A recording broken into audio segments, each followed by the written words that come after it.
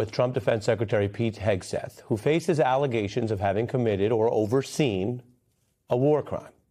And against that backdrop, a new internal Pentagon report, which is done by these watchdogs. You may remember Trump ousted many of them.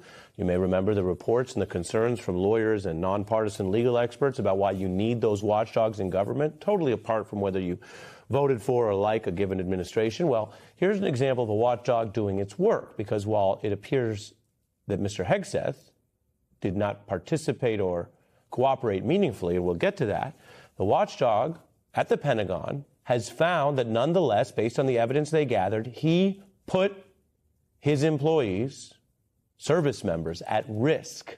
And that's in a scandal you might remember, the intelligence failures and mistakes committed by Hegseth and others in what they called Signalgate for the name of the app they used. So this is the Inspector General report. It centers around the messages sent from high-ranking Trump national security officials. That included the vice president, the CIA director, the then national security advisor, and others. At the time, they were discussing U.S. strikes in Yemen. These messages were sent on this secret app, Signal, which, as a reminder, is something that civilians and random people sometimes use for a layer of security, although the government can tell you Signal is not like magic. You can get a hold of Signal chats, as these people ultimately found. And remember, they have a lot more secure material available to them that apparently they just flouted and didn't use. Now, the initial mistake that teed this off was a journalist, the Atlantic's Jeffrey Goldberg, who was added to the chat. An unclassified version of the Watchdog report is set to come out tomorrow, but we're already getting glimpses of it, and it's going to Congress. There's a source who has knowledge of the report and tells MS Now that it found Hegseth put the operations and service people at risk with his Signal mistake.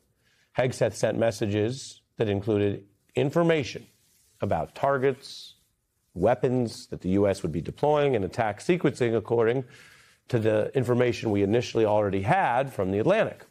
Sources also say that Hegseth refused an interview request and would not turn over his phone. So you have this kind of watchdog investigation, and then you have, of course, powerful people who sometimes flout it. But again, for someone who was just using Signal willy-nilly, the question is, if he would send these messages, including accidentally or not to a reporter, why wouldn't he trust or cooperate with his own Pentagon team to get to the bottom of this? And by the way, people in government are humans. Humans make mistakes. If you make a mistake, that is, you don't try to leak information, you're not trying to hurt the troops, but you made a mistake and now you want to clean it up and say, hey, let's not do that again.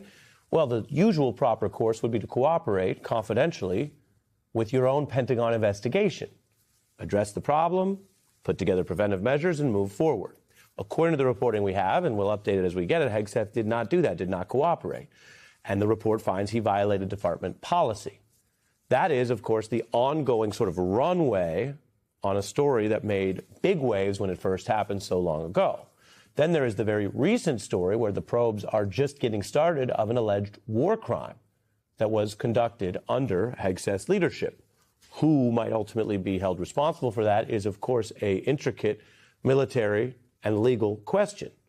A reminder, of course, the military is, in our country, governed by its own uniform code of military justice. There is a different legal system, if you saw A Few Good Men, that oversees that, separate from, say, just the random federal courts that others deal in.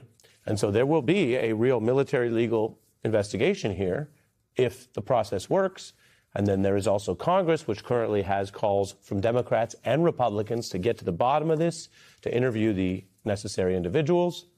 And some saying Hegseth has lost confidence and may ultimately have to leave this office.